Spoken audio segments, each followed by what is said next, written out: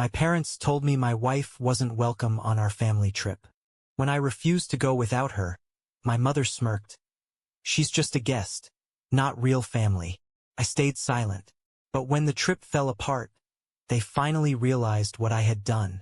For as long as I can remember, my family has organized an annual trip, a tradition that was less about bonding and more about an unspoken rule, strictly enforced by my parents.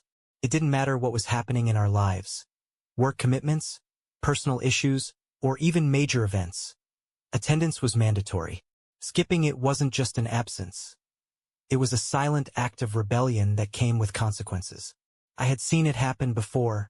Relatives who missed the trip, even for valid reasons, slowly became outsiders in the family. Invitations to gatherings became rare, conversations turned cold, and eventually, they faded into the background. This year's trip carried even more weight. It was my father's 50th birthday celebration. My parents had been meticulously planning every detail, making sure the guest list included everyone important. Being there wasn't just expected, it was a statement of loyalty. I had never missed a trip, and now that I was married, I saw no reason why that would change. When my parents first brought it up, they excitedly told me about the house they had rented in Palmview Estate, a spacious vacation home in Florida Keys, the perfect setting for the big celebration. They asked me to confirm my attendance early so they could finalize the arrangements. I assured them I would go, but I would be going with my wife, Lauren. The silence that followed was unexpected. My mother, usually the first to react enthusiastically to any plan, hesitated. When she finally spoke, her tone was cautious. She said she wasn't sure if it was a good idea for Lauren to come, that the trip was just for family, and maybe it would be best if she stayed home. At first, I thought I had misheard her. It made no sense. My wife and I were family. I asked for clarification, but my father quickly stepped in, his voice firm, as if wanting to end the discussion before it escalated. He claimed it wasn't personal, that some family dynamics might be affected by an outsider's presence. His words were vague, carefully chosen, but they didn't answer my question. I pressed for a real explanation, but instead of a clear answer, my mother insisted that she didn't want any tension. She said this was supposed to be a celebration, and she preferred to avoid any discomfort among the guests. That's when I realized this wasn't a suggestion. It was a decision. They had already made up their minds. My parents didn't want my wife there. No matter how much I tried to understand their reasoning, all I got were excuses wrapped in concerns about family harmony. The more I thought about it, the angrier I became. My parents, who had always preached about unity, about love and family above all, were now asking me to pretend my marriage didn't exist, to act as if the woman I had chosen to spend my life with wasn't worthy of being included in a family event. My mother tried to soften it, saying there was still time to think it over, that I shouldn't make a rushed decision. She insisted it was just a trip, and that I was blowing things out of proportion. But for me, this wasn't just a trip. This was a test of priorities, a clear message about who they considered family, and who they didn't. I made my decision quickly. If my wife wasn't welcome, then neither was I. When I told them, the silence was even heavier. My mother said my name in a tone of disappointment, as if she couldn't believe what she was hearing. My father, who had remained neutral until then, accused me of overreacting. He insisted my presence was important, that I shouldn't put the family in a difficult position over a whim. But this wasn't a whim, and I wasn't going to let them treat it like one. I made it clear I wasn't changing my mind. When I made it clear that I wouldn't attend if Lauren wasn't welcome, everything fell apart. My mother sent me a long message, accusing me of ruining my father's birthday and reminding me that family should always come first. My brother followed, telling me he couldn't believe I was doing this, that if I truly cared about our parents, I would find a way to fix things without canceling my attendance. But what they didn't understand or refused to see was that I wasn't the problem. I had simply set a boundary. I didn't realize then that this was just the beginning. My decision wouldn't only change how my family saw me. It would shatter the illusion of harmony my parents had worked so hard to maintain. For the first few days after our conversation, there was silence. No calls, no messages, as if they were waiting for me to come to my senses and give in. I knew exactly what they were doing, letting guilt settle in, expecting me to feel the weight of my choice until I surrendered and accepted their terms. But what they failed to realize was that this time, things were different. This wasn't just a family disagreement that could be resolved with a forced apology. It was about principles, respect, for my wife, my marriage, and myself. The silence didn't last long. My aunt, Catherine, was the first to reach out. Her voice was laced with fake concern, but I could tell it was an attempt to manipulate me. She said she was sad I wouldn't be at the trip, that this was all just a misunderstanding, and that no one wanted to exclude Lauren. According to her, my parents were only trying to avoid conflict, to keep the peace, and ensure everything went smoothly. But what unsettled me most was her excuse for their decision. She claimed it wasn't that they didn't like Lauren, just that some family members might feel uncomfortable with her there, and for that reason it was best if she didn't come. That answer only fueled my anger. I asked her straight out, who exactly felt uncomfortable? There was a pause. She clearly hadn't expected the question. Then she mumbled something vague, saying it wasn't about who had said what, but about avoiding unnecessary tension. That confirmed what I had already suspected. This wasn't about the whole family. It wasn't a shared concern.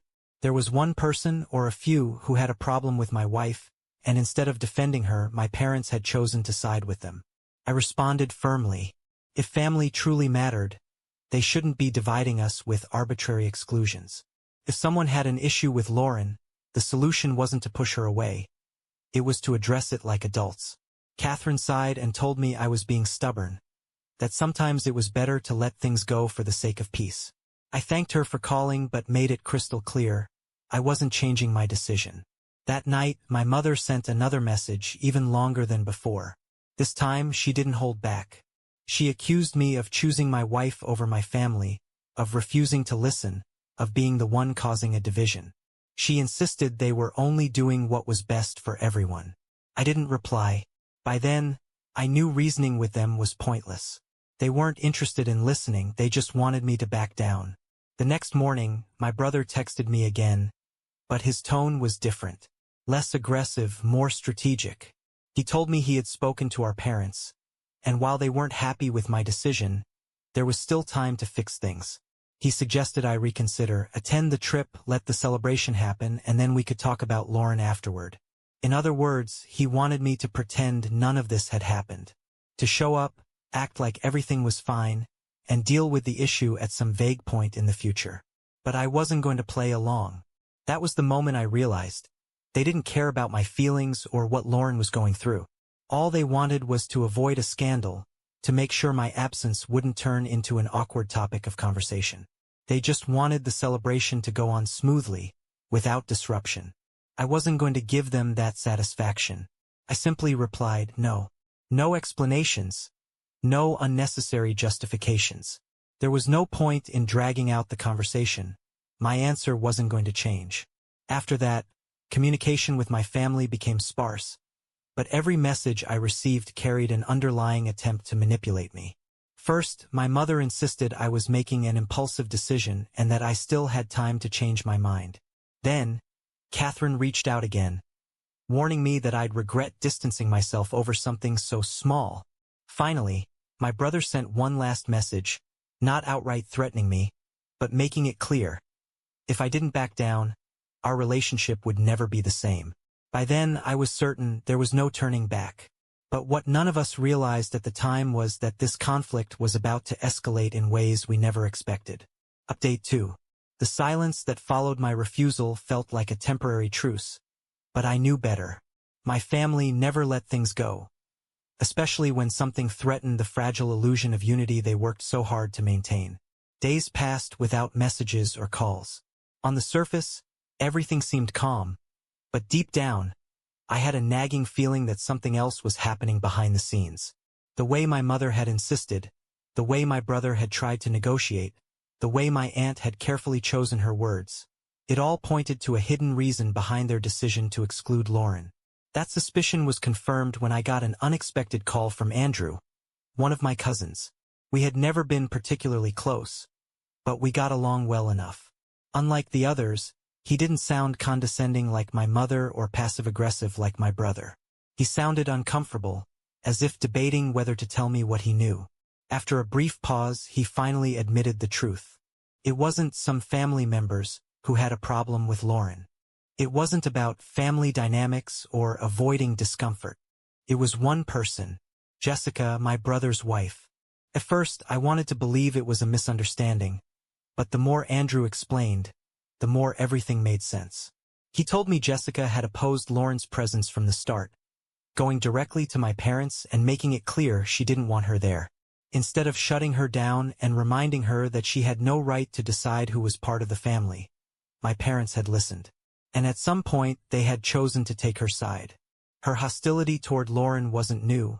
It had been building for years. Andrew reminded me of little moments I had overlooked. How Jessica had made snide remarks about Lauren's outfits at family events. How she had accused her of trying to outshine others at gatherings. How she had once scoffed at her presence during Christmas, implying that Lauren always wanted to be the center of attention. But the worst part wasn't the things she had said in the past. It was what she had done recently.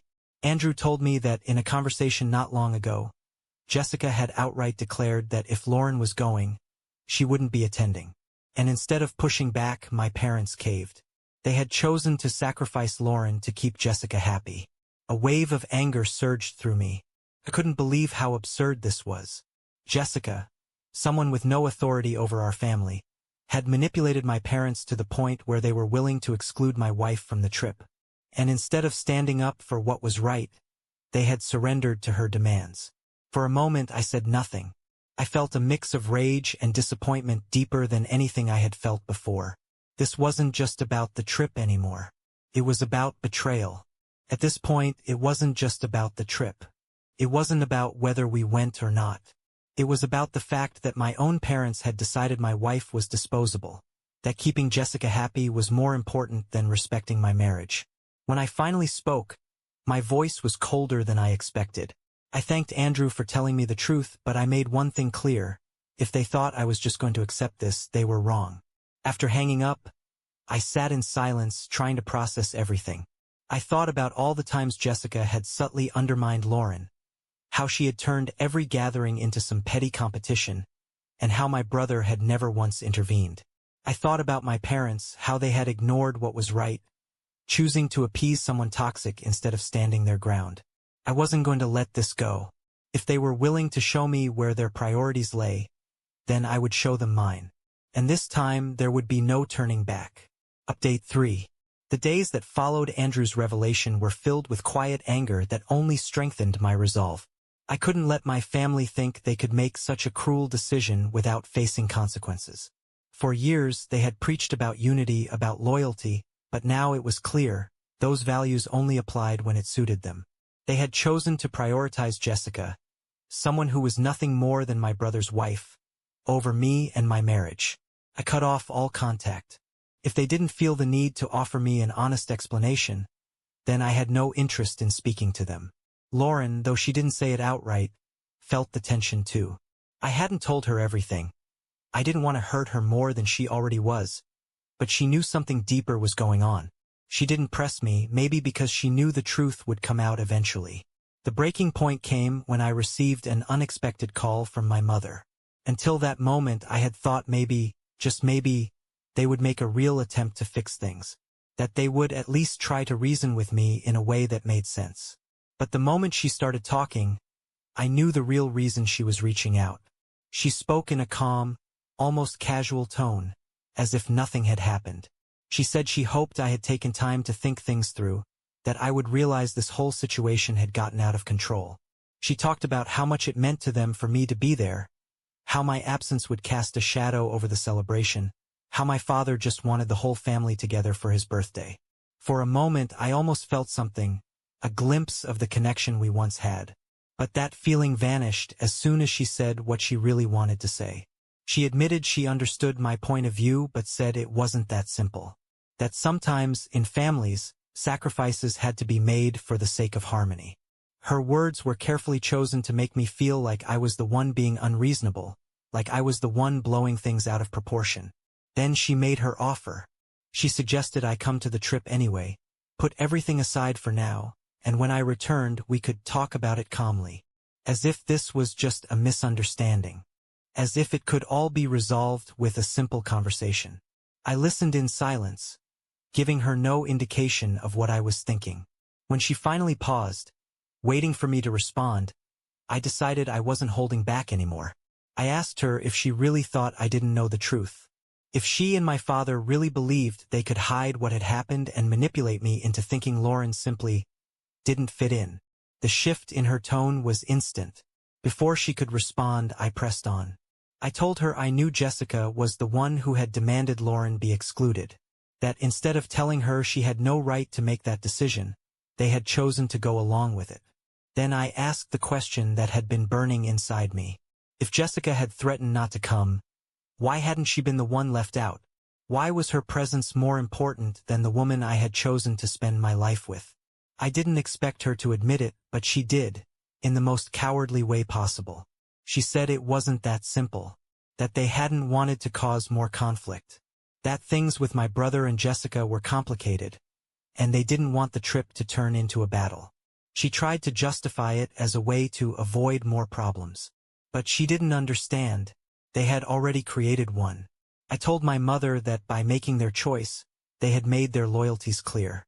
I calmly stated that I had made the right decision by refusing to go. If they wanted to run the family under arbitrary rules, they needed to be ready for the consequences. If Lauren wasn't family to them, then neither was I. I hung up before she could respond. Less than an hour later, the news spread. To my surprise, my grandmother, one of the few family members who had always remained neutral, took a stand. She was the matriarch, the one who held everyone together, and when she found out what had happened, she was furious. She called my parents and told them their behavior was disgraceful. Excluding Lauren over Jessica's demands was unacceptable. But she didn't stop there. As a form of protest, she canceled her attendance at the trip. That was the breaking point. Her decision set off a chain reaction. Other relatives started questioning what was going on, and one by one, some of them backed out as well. My parents had tried to handle this quietly, expecting me to accept their decision without making waves. But now, they weren't just dealing with my absence. They were losing more and more guests as word spread. The trip that was supposed to be a grand family celebration was now overshadowed by tension and conflict. And all I had to do was tell the truth at the right moment. Update 4. The chaos that followed was beyond anything I had anticipated. For years, my parents had maintained the illusion of unity, pretending that any issues in the family were handled peacefully. But with the truth out in the open, and my grandmother leading what was essentially a rebellion, their carefully constructed facade crumbled. What had started as a conflict between my parents and me had grown into something much bigger. My absence from the trip was no longer a minor inconvenience. It became a symbol of the family's deeper fractures. People had always suspected my parents favored my brother and Jessica, but now they had undeniable proof. As the days passed, the fallout from their choices became more apparent. My grandmother's public disapproval made it clear this wasn't just about me. It was a matter of principle. Several uncles and cousins began reconsidering their attendance, realizing they didn't want to be part of something so blatantly unfair. Some even reached out to me directly, asking if the rumors were true. I didn't sugarcoat it. If I had learned anything from this situation, it was that the only way to fight manipulation was with truth. And the truth alone was enough to make people rethink their stance. Meanwhile, my brother remained silent. That was unusual for him. He always liked to control the narrative. He had been vocal at the start, but now, in the middle of the storm, he disappeared. I knew it wasn't accidental. He was likely waiting for everything to settle, hoping to avoid accountability. But if he thought he could sit back and watch from the sidelines, he was wrong. Eventually, when things became truly unmanageable for my parents, I finally got a call from him. And this time, his tone wasn't calm or diplomatic. It was pure rage. Without hesitation, he accused me of ruining the trip. He said everything had spiraled out of control because I had made a scene, that if I had been mature about it, none of this would have happened. According to him, my absence wasn't the issue. The problem was that I had influenced others. That by standing my ground, I had turned what should have been a family celebration into a full-blown disaster. I let him speak, listening with the patience of someone who already knew exactly what to say. When he finished, I responded with the same calm he had completely lost. I asked my brother if he truly believed this was my fault or if, deep down, he knew the real issue was how they had excluded Lauren. I asked if he had even considered the position they had put me in, forcing me to choose between my marriage and my family. There was silence. For a moment I thought he might admit it, but instead, he clung to his argument, saying I was overreacting and should have handled things more intelligently without causing a scene. I laughed. A cold, humorless laugh. Even after everything, he had the audacity to make me feel like the guilty one. I made it clear this was his problem, not mine. If the trip was ruined, it was because he and Jessica had manipulated our parents. If he didn't like the consequences, maybe he should have thought twice before letting his wife dictate who belonged in our family. He tried to downplay everything, insisting that we're still family, and I should just move on. That was when I knew none of them had ever truly cared about fixing this. They only wanted to preserve their illusion of control. The next call came from my mother, but this time she sounded different. No more guilt trips, no more superiority. She sounded exhausted. She said she didn't want to fight anymore, that things had gotten out of hand, that my father was hurt by how everything had turned out. She insisted they had never meant to make Lauren feel unwelcome, that they were only trying to prevent conflict. I answered with calm, unwavering firmness. If they truly wanted to fix things, they needed to take responsibility. What hurt me the most wasn't just that they had sided with Jessica. It was that even after everything, they still showed no real remorse. Her response was weak, an attempt to minimize it all. She muttered that she understood how I felt but that, in the end, family should always come first. And that was exactly the problem. My mother insisted that everyone makes mistakes and that we should move forward. She still believed time would erase everything and things would return to normal. I knew then this conversation was pointless. I told her the only way to rebuild trust was for them to acknowledge the harm they had caused and, more importantly, apologize directly to Lauren. This wasn't just about me. It was about their blatant disrespect toward my wife. If they wanted to prove they had learned something, they had to start by making things right with her. Silence. Then, finally, she admitted she would think about it and talk to my father. I simply told her my stance wouldn't change. And I hung up. A strange calm followed. Lauren saw the tension in my face and asked what had happened. So I told her everything. How Jessica had been behind it all. How my parents had chosen to exclude her just to appease my brother's wife. Her face shifted from surprise to sadness, then resignation. She said she had always suspected Jessica didn't like her but never imagined she'd go so far. Then she took my hand and said something I'll never forget. She was grateful, not because my family accepted her, but because I had stood by her. That was all I needed to hear. Days later, my mother sent a message. She and my father wanted to talk to Lauren. No excuses, no explanations, just a request. I don't know if I'll ever trust them again. But I do know one thing: if they want reconciliation, they need to prove they've changed. Otherwise, this distance will be permanent.